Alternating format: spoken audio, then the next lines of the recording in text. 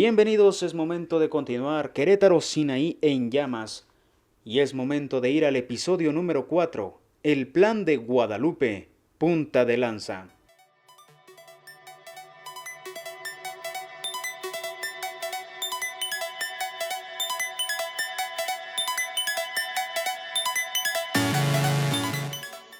Inicia con cita.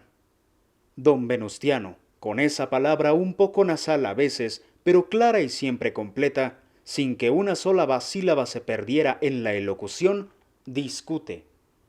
Si el plan es demasiado complicado y contiene promesas que puedan juzgarse excesivas, tendrá el inconveniente de crearnos enemigos mortales entre los terratenientes, y en cambio, el pueblo desconfiará de él porque todos los planes se han caracterizado por no cumplirse nunca.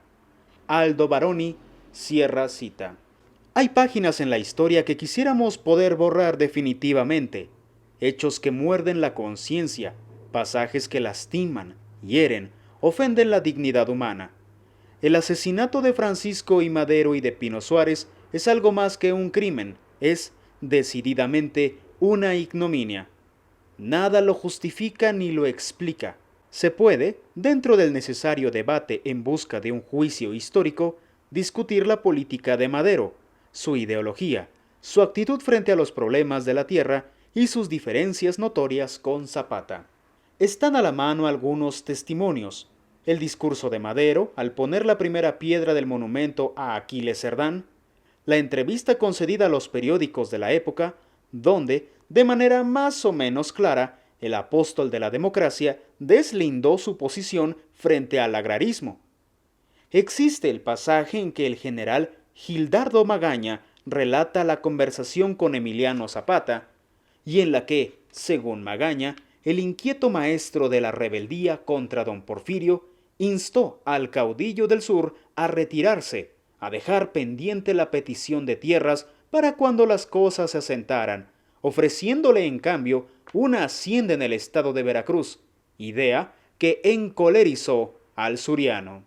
Tenemos ante los ojos también el brillante, apretado, valiente alegato de Alfonso Taracena, defensor, el primero, de la limpia ejecutoría de Francisco I. Madero, explicando la acción agrarista del coahuilense, la acción obrerista del mismo, su acción social.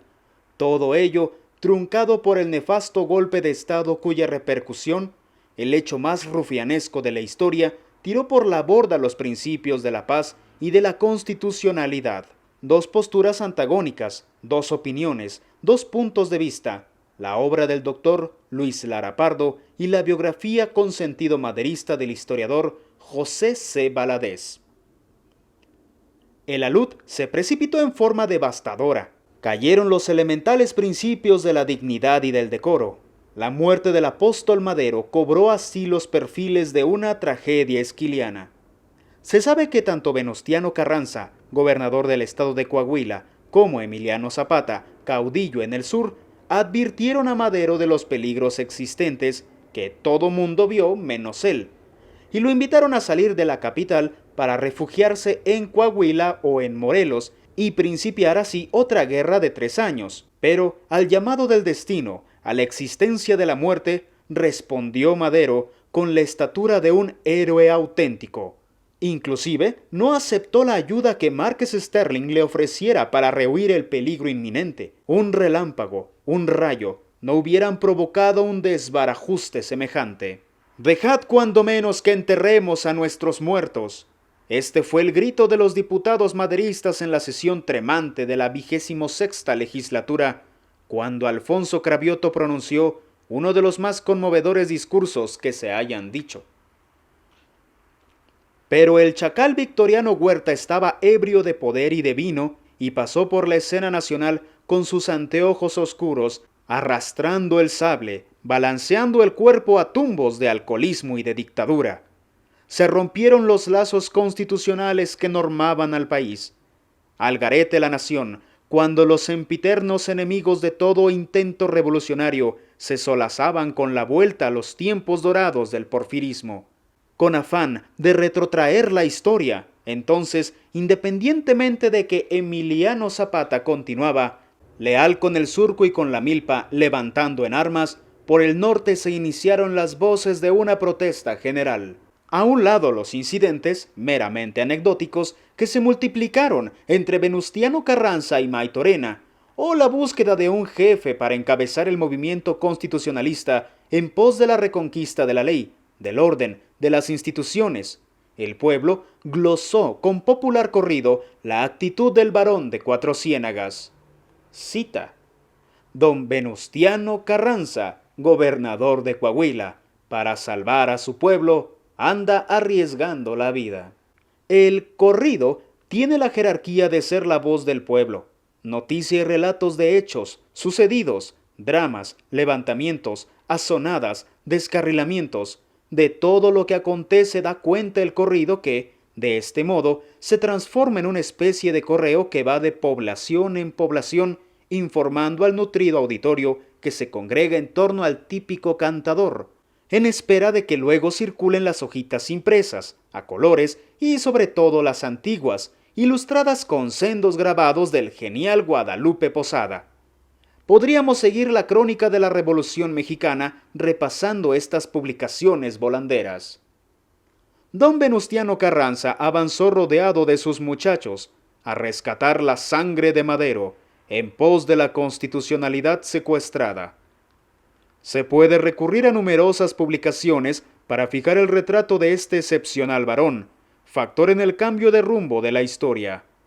Hay ya multitud de historias de la Revolución matizadas con el partidarismo natural, pero es preferible reproducir el cuadro que ha pintado una de las mayores glorias de nuestras letras, el novelista Martín Luis Guzmán, quien en su obra nos dice, cita: después del candor democrático de Madero, creía notar en él algo que me hacía pensar en don Porfirio tal cual lo vi y lo oí la última vez.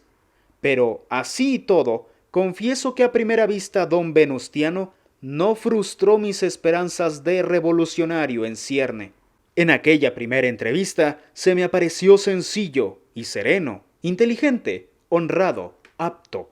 El modo como se peinaba las barbas con los dedos de la mano izquierda, la cual metía por debajo de la nivea cascada, vuelta la palma hacia afuera y encorvados los dedos, a tiempo que alzaba ligeramente el rostro, acusaba tranquilos hábitos de reflexión, hábitos que no podía esperarse, así lo supuse entonces, nada violento, nada cruel.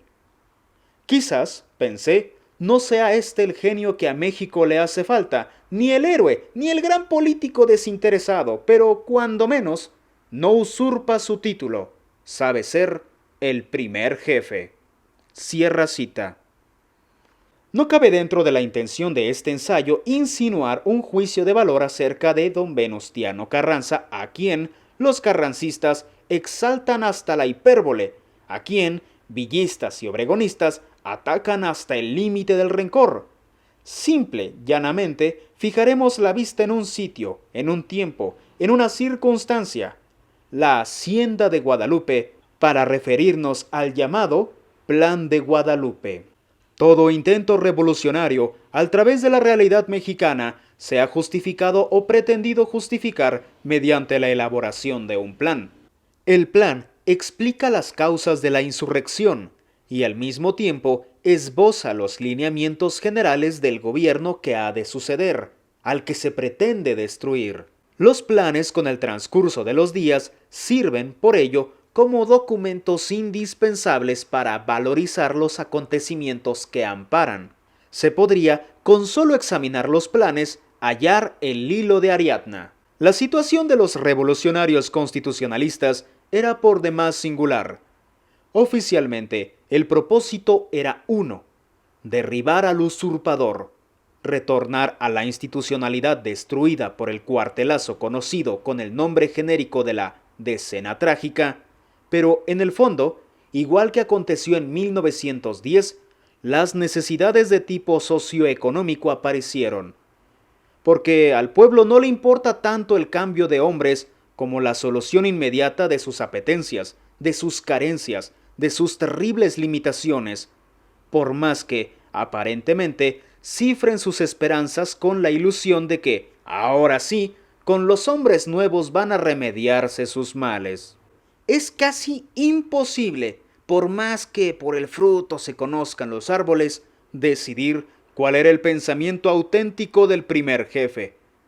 Dos elementos de juicio se contraponen de manera radical: la actitud conservadora en la Hacienda de Guadalupe, el proyecto conservador que envió al constituyente de 1917, y frente a todo esto, sumando la no práctica del agrarismo y los actos terroristas contra las huelgas y la disolución del movimiento obrero, Casa del Obrero Mundial, contraponiéndose, podría citarse el famoso discurso socialista marxista-comunista que se dice pronunció en la ciudad de Hermosillo, donde, de ser de él y no de Villarreal o de Cabrera o de alguno de los radicales magonistas que anduvieron con él, resultaría entonces que Venustiano Carranza fue un varón con las ideas más avanzadas de su época.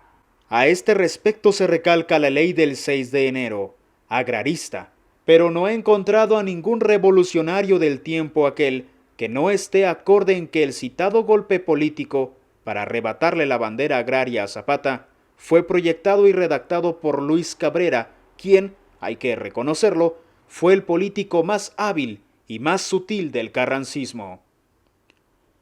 El hecho es que el plan formulado por Carranza y dictado a su secretario particular, Breceda, era un documento de exclusiva dimensión política.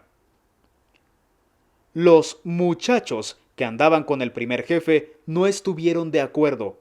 Ellos, al calor de sus lecturas acerca de la Revolución Francesa, de su conocimiento de la historia de Roma, de su preparación cuando su primera juventud, de la literatura magonista, de sus contactos con Zapata y su simpatía hacia Obregón, manifestado como radical por entonces, ellos no se solidarizaron con el plan y demandaron incluir en él postulados concretos acerca de los problemas sociales referentes al agrarismo y a los principios socialistas, al derecho laboral, a las relaciones familiares, etc.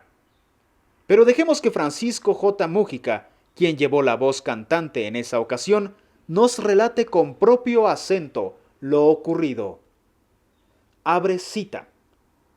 Serían las 11 de la mañana de un día caluroso, polvoriento, aburrido, cuando rodó por la llanura desértica el toque de llamada de jefes y oficiales con la contraseña del cuartel general, y casi al mismo tiempo se fue llenando el cobertizo del taller de la hacienda de jóvenes que saludan interrogando. Todos traían chamarras de campaña, paliacates al cuello, botas rancheras y sendas pistolas en los cinturones, no muy provistos de parque.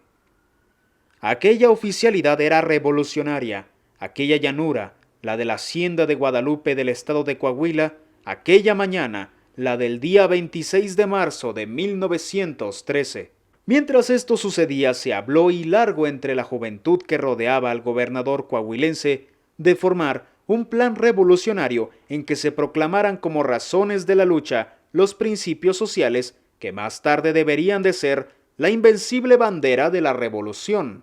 En Mesillas, en Acatita de Baján, en Estación Monclova, en los más significantes campamentos que servían de vivac transitorio a la columna legalista, en las marchas polvorientas y angustiosas de aquellos desiertos fronterizos, en todas partes departían los jóvenes compañeros de aventuras con el gobernador Carranza sobre los varios temas sociales que la revolución debía de comprender en su plan y en su bandera.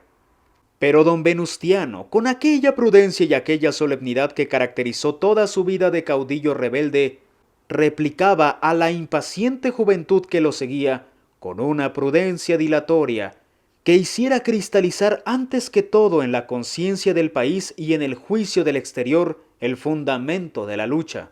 Pensaba con entereza de hombre cuerdo que la ley ultrajada era el argumento menos discutible para justificar la lucha sangrienta iniciada por él, e iba así, emplazando nuestra fogosidad y nuestra paciencia sin negarnos la razón en la amplitud de nuestro ideal. En esta constante pugna ideológica del sostenedor de la ley y de las aspiraciones juveniles, que no eran otra cosa que las necesidades del pueblo, la lucha continuaba adversa y cada día más difícil. Pero el día 25 llegamos a la hacienda de Guadalupe colocada estratégicamente en el valle solitario que se inicien las fecundas cañadas de Boca de Tres Ríos. La hacienda nos brindaba la seguridad estratégica de las cordilleras cercanas, el refrigerio de las escasas pero apreciabilísimas aguas de sus arroyos, la reparación del extenuamiento físico del hombre y bestias, que apenas habían probado el sustento y descansado lo indispensable a campo raso para proseguir las marchas, y por último nos permitía el albergue de sus trojes, cobertizos destartalados como una añoranza de mejores tiempos. Ya limpios los cuerpos y tranquilos los nervios por las condiciones del lugar, el jefe Carranza y su secretario particular, el capitán Breceda, se encerraron en la oficina de raya de la finca. Todos presentimos algo grato. Conjeturamos que una nueva marcha se anunciaría en breve o que se trazaría un nuevo y más halagüeño plan de campaña. Pero no.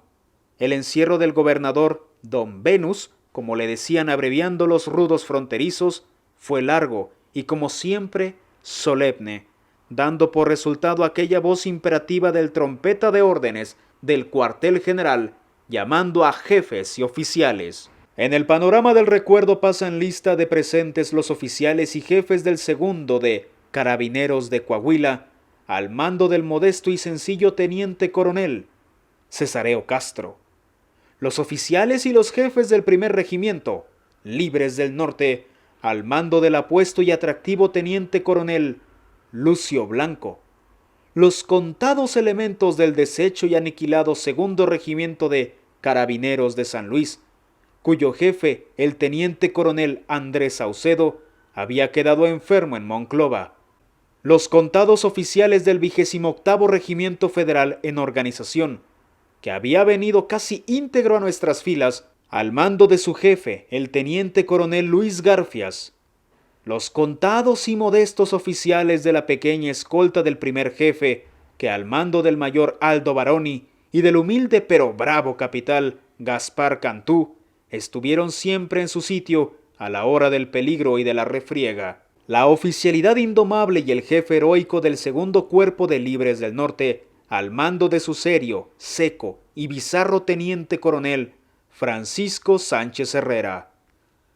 Los inolvidables soldados ya caídos, Agustín Millán, Antonio Portas y la entusiasta oficialidad veracruzana de los regimientos rurales, por ellos comandados.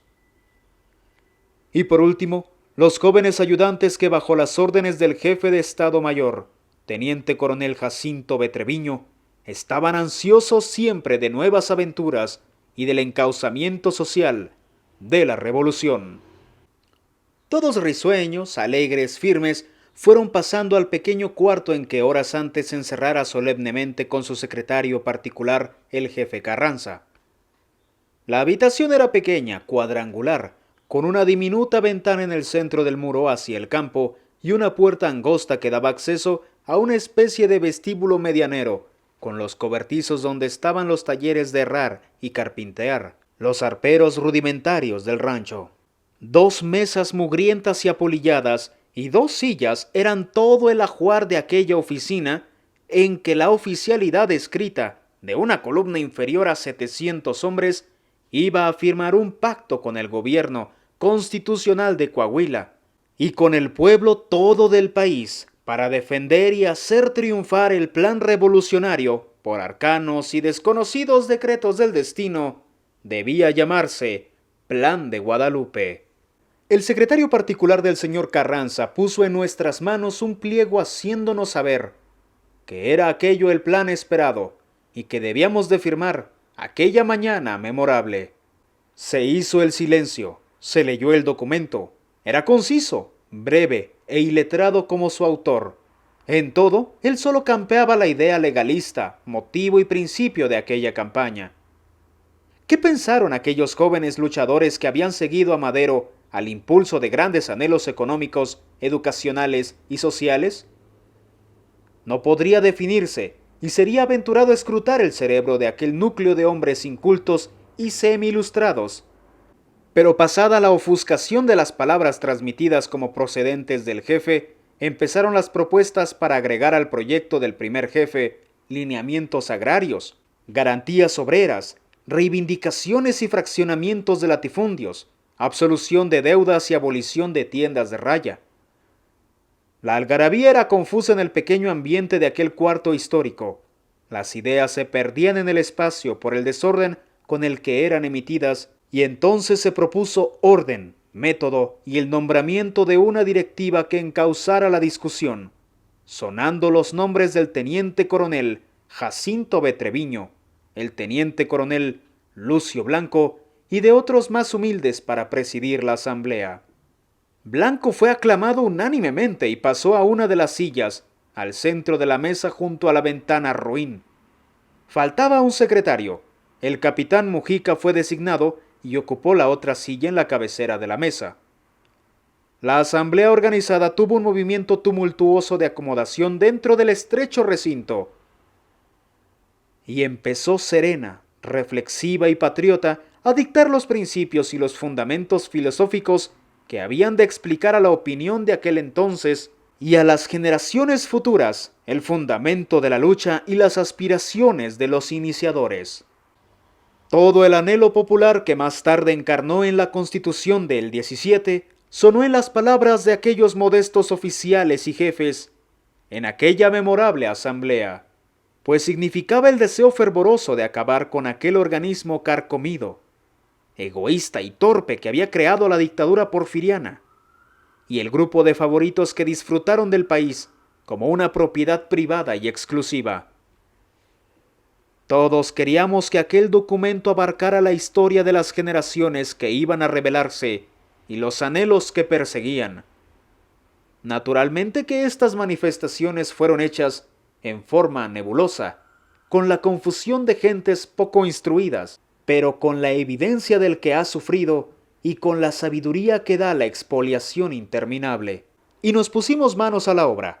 Enderezamos alambicados considerandos que expusieron nuestra filosofía y nuestros pensamientos para concluir con resoluciones firmes y enérgicas. Pero el secretario Breceda velaba por los pensamientos del señor gobernador Carranza puestos en el documento en proyecto y salió a rendir parte de nuestras pretensiones. Don Venustiano se presentó en el recinto de la asamblea pidiendo informes de nuestra actitud. Fueron amplias las explicaciones, claros los conceptos, dignas las actitudes. Deseábamos hablarle al pueblo no solo con la razón legal de la guerra, sino de la oportunidad de vindicar todas las usurpaciones, desde la de la tierra hasta la del poder, desde la económica hasta la política. Ya sereno el caudillo de la legalidad, contestó así a nuestro entusiasmo. Cita: ¿quieren ustedes que la guerra dure 2 años o 5 años? La guerra será más breve mientras menos resistencia haya que vencer. Los terratenientes, el clero y los industriales son más fuertes y vigorosos que el gobierno triunfador. Hay que acabar primero con este y atacar después los problemas que con justicia entusiasman a todos ustedes, pero a cuya juventud no le es permitido escogitar los medios de eliminar fuerzas que se opondrían tenazmente al triunfo de la causa. Cierra cita. La asamblea objetó aún que había juventud para luchar no solo 5 años, sino 10 si era preciso para llegar al triunfo. Pero prevaleció la opinión del jefe, y con agregado de los considerandos ya escritos, y la promesa de formular el programa social al triunfo de la lucha. Jóvenes que han vivido una epopeya con la modestia de los iniciadores de todas las causas y el desinterés firme y sincero de todos los patriotas. El Plan de Guadalupe fue la bandera de una lucha trascendental para nuestro progreso, trascendental para las relaciones internacionales, trascendental para nuestra educación científica, trascendental para nuestro ejército, trascendentalísima para nuestros obreros y campesinos que han alcanzado al fin tener una personalidad vigorosa y un bienestar económico que tenían derecho a esperar desde que hicieron la Revolución de Independencia y repitieron en la lucha de reforma y del Segundo Imperio. Cierra cita. Juan de Dios Bojorges ha hecho notar con justicia que quien pronunció las epopélicas frases fue el capitán Mújica, alma, por ello mismo, del sentimiento revolucionario avanzado de aquellos jóvenes.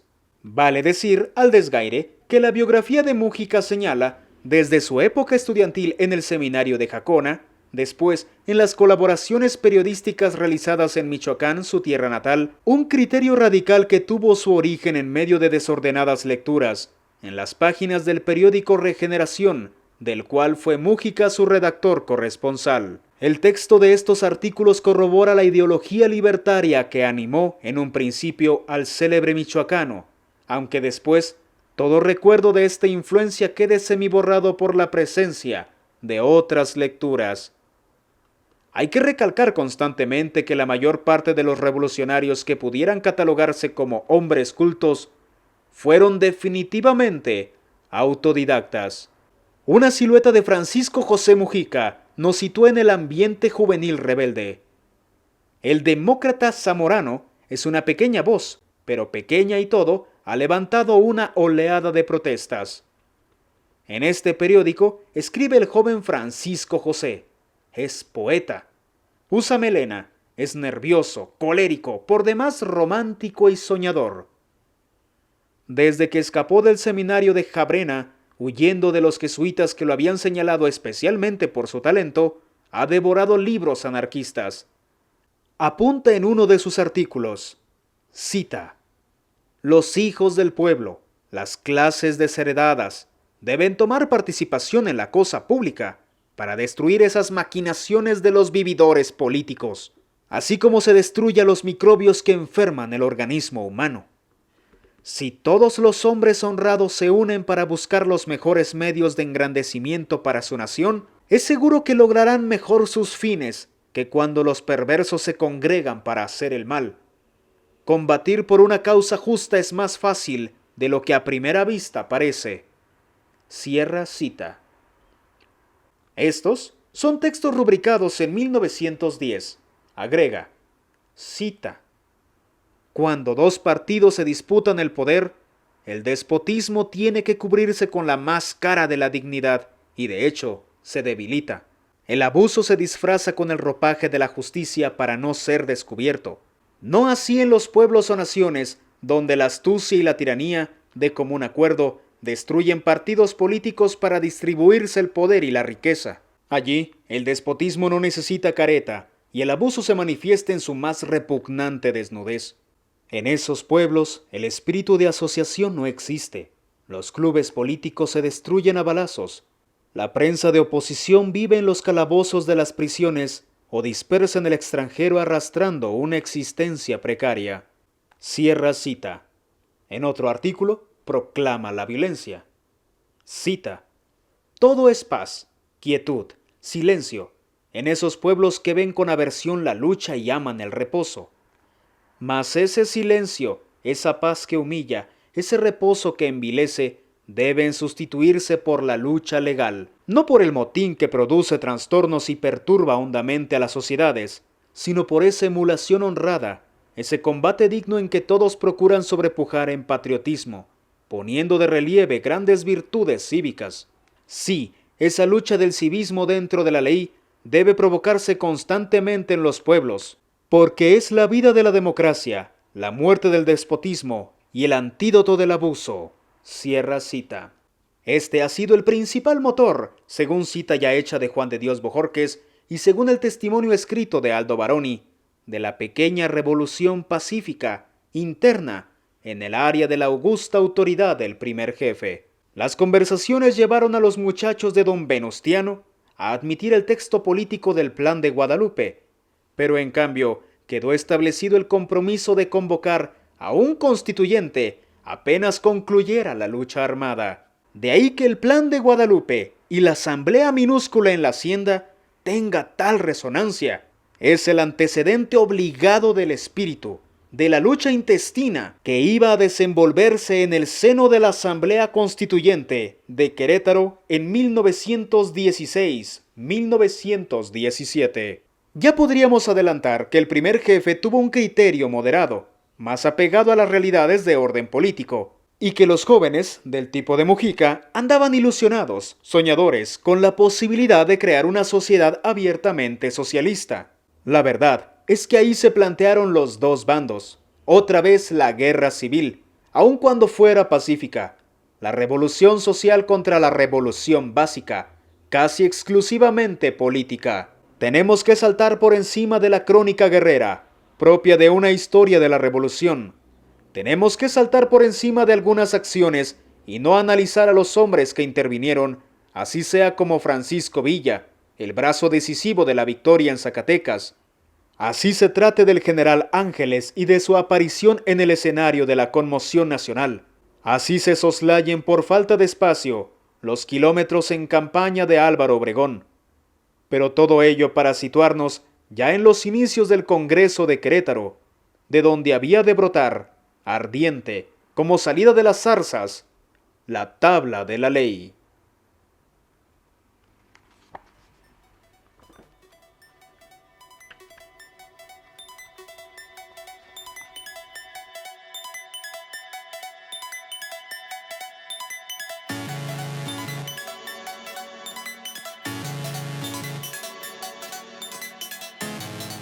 Amigos, con esto terminamos este episodio. Espero que les haya gustado. Y el pequeño dato curioso que nos ofrece en este episodio de cómo fue que, por medio del Plan de Guadalupe, surge el primer predebate de lo que sería el Congreso de 1917. Yo fascinado con este libro. Sorprendido, más que nada. No esperaba mucho y es una maravilla. Muchísimas gracias, señores. Nos vemos en el próximo video.